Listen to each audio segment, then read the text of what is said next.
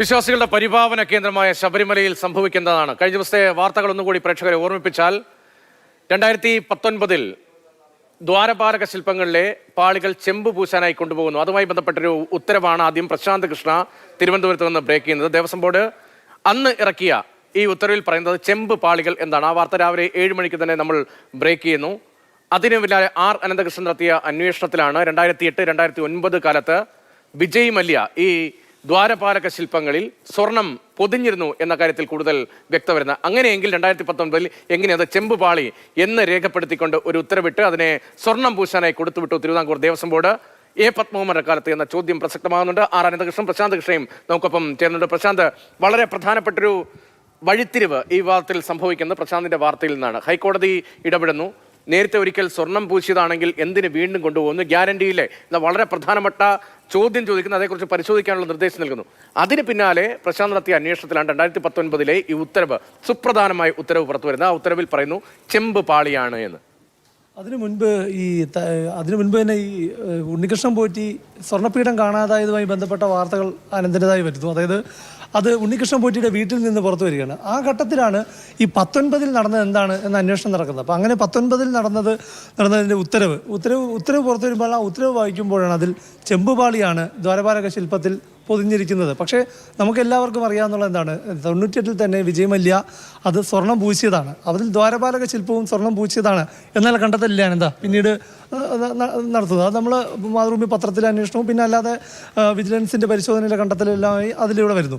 പക്ഷേ ഇന്നിപ്പോൾ മന്ത്രി പറഞ്ഞതിലൂടെ എന്താണ്, നിത്യക്കളിയില്ലാതെയാണ് മന്ത്രി ഇത് പറയുന്നത്. കാരണം എ പത്മകുമാറിൻ്റെ ഭരണസമിതിയാണ് ഇത് കൊടുത്തുവിടുന്നത്. അത് ആ ഉത്തരവെന്ന് പറയുന്നത് ഒന്ന് സ്വർണം ചെമ്പാക്കി എന്നത് മാത്രമല്ല, ആ ഉത്തരവിലൂടെ ഉണ്ണികൃഷ്ണൻ പോറ്റിക്ക് ഇത് കൊണ്ടുപോകാൻ അനുമതി കൊടുക്കുകയാണ്. അന്ന് ഒരുപക്ഷെ സ്വർണ്ണമായിരിക്കാം ഉണ്ണികൃഷ്ണൻ പോറ്റി കൊണ്ടുപോയത്, അല്ലെങ്കിൽ അതിനു മുൻപേ സ്വർണ്ണം വളർന്ന് ഇളക്കി മാറ്റി. അതിന്റെ തെളിവുകളാണ് അനന്തൻ ഇപ്പോൾ ഇന്നലെ ഇന്നുമായി പുറത്തുവിട്ട വാർത്തയിലുള്ളത്. അതായത് മാർച്ച് മാസത്തിൽ തന്നെ ഈ വാതിൽ ഫിറ്റ് ചെയ്യുന്ന സമയത്ത് ഉണ്ണികൃഷ്ണൻ പോറ്റി സ്വർണം പൊതിഞ്ഞ് വാതിൽ കൊണ്ടുവന്ന് ഫിറ്റ് ചെയ്യുന്ന സമയത്ത് അവിടെ എ പത്മകുമാർ നിൽക്കുന്നത് ഈ സ്വർണം പൊതിഞ്ഞ ദ്വാരപാലക ശില്പത്തിൻ്റെ മുന്നിലാണ്. അപ്പോൾ സ്വർണ്ണമായിരുന്നു അവിടെ എന്നുള്ള കാര്യത്തിൽ ഒരു തർക്കവുമില്ല.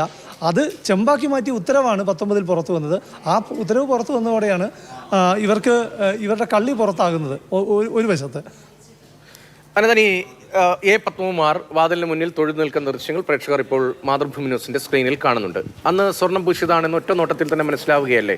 ഇപ്പോൾ ദേവസ്വം വിജിലൻസ് അന്വേഷിക്കുന്നുണ്ട്. ഗൗരവതരമായ അന്വേഷണം ദേവസ്വം ബോർഡിന്റെ ഭാഗത്തു നിന്നോ ഗൗരവമുള്ള പ്രതികരണം മുഖ്യമന്ത്രി ഉൾപ്പെടെയുള്ളവരുടെ ഭാഗത്തു നിന്ന് ഇതുവരെയും വന്നിട്ടില്ല. അതിനിടയിൽ ഹൈക്കോടതി ഇപ്പോൾ അന്വേഷണത്തിന് നിർദ്ദേശം നൽകുകയും ചെയ്തു.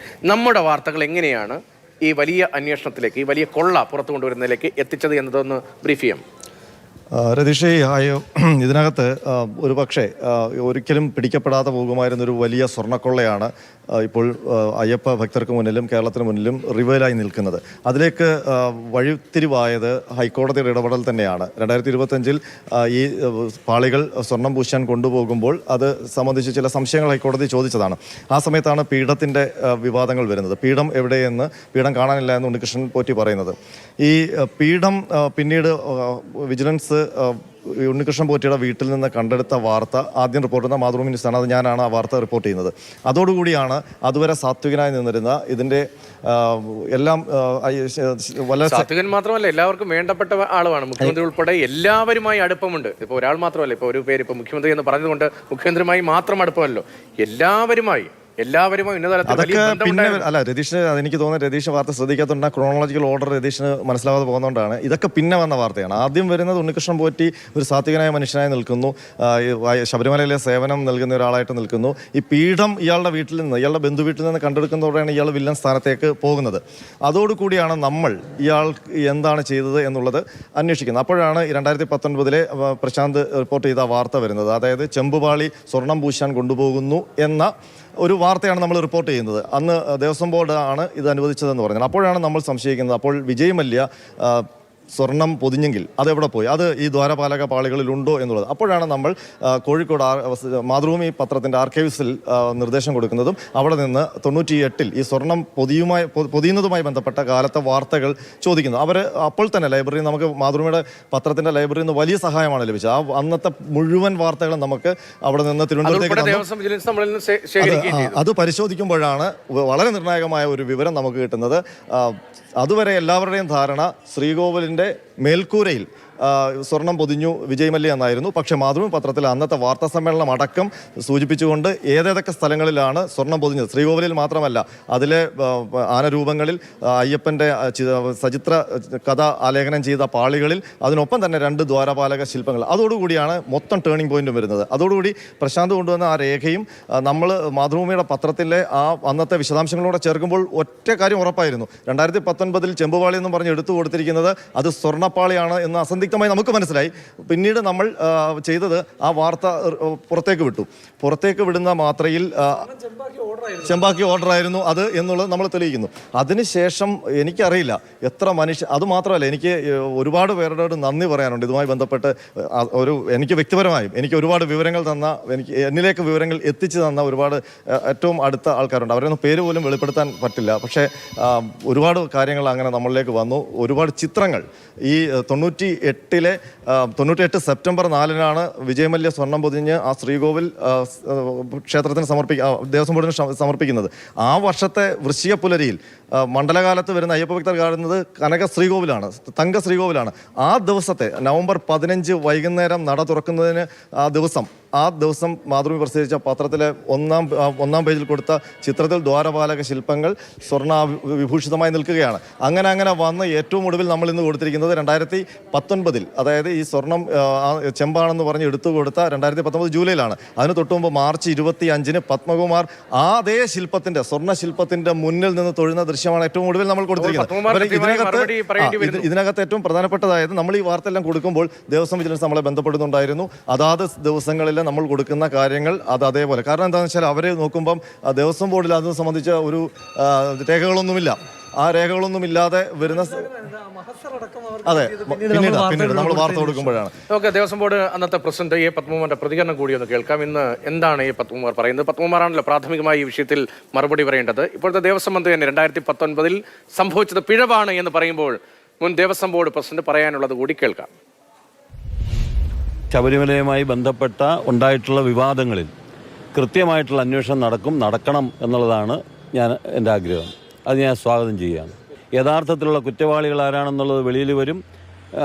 അക്കാര്യത്തിൽ എനിക്ക് യാതൊരു സംശയമില്ല. ഇല്ല, ഞാൻ അങ്ങനെ പറഞ്ഞില്ലല്ലോ. അല്ല, ചെമ്പുപാളിയും ഇല്ലല്ല, അങ്ങനെയൊന്നും ഇല്ലല്ലോ. ഞാനിപ്പോൾ അത് കോടതി, അത് ഉത്തരവാദിത്തമുള്ള സത്യസന്ധരായ ഉദ്യോഗസ്ഥന്മാരാണല്ലോ അന്വേഷണം. അവർ നടത്തട്ടെ. കോടതിയുടെ നിയന്ത്രണം ഉണ്ടല്ലോ, മേൽനോട്ടം ഉണ്ടല്ലോ, അവർ നടത്തട്ടെ. അവർ അന്വേഷിക്കട്ടെന്നേ. ഹൈക്കോടതിയിൽ നിന്ന് പ്രത്യേക അന്വേഷണം നിശ്ചയിച്ചിരിക്കുന്നു. അക്കാര്യത്തിലുള്ള എ പത്മകുമാറിന്റെ പ്രതികരണം കൂടിയാണ്. 2019 എന്ത് സംഭവിച്ചു എന്ന ചോദ്യത്തിനാണ് ഉത്തരം കിട്ടേണ്ടത്.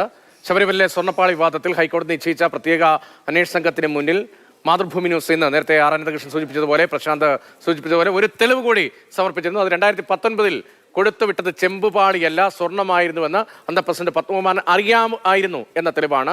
സ്വർണം പൊതിഞ്ഞ ദ്വാരപാലക ശില്പത്തിന് മുന്നിൽ പത്മകുമാർ തൊഴുതു നിൽക്കുന്ന ദൃശ്യമാണ്. ആ ചിത്രമാണ് നമ്മൾ നേരത്തെ കണ്ടത്. അപ്പോൾ പത്മകുമാറിന്റെ കാലത്ത് സ്വർണമായിരുന്നത് ചെമ്പാണ് എന്ന് പറഞ്ഞൊരു ഉത്തരവിറക്കുന്നു. അക്കാര്യത്തിൽ ഇനി സംശയമില്ല. ആ ഉത്തരവ് ഇറങ്ങുന്നത് തന്നെ ഒരുപക്ഷെ ആ സ്വർണം അവിടെ നിന്ന് കൊണ്ടുപോകാൻ വേണ്ടിയാണ് എന്ന് വിശ്വാസികൾ സംശയിച്ചാൽ അതിനുള്ള പ്രതികരണം എങ്ങനെയാണ് നമുക്ക് വാർത്തയായി അതിനെ വിശകലനം ചെയ്യാം?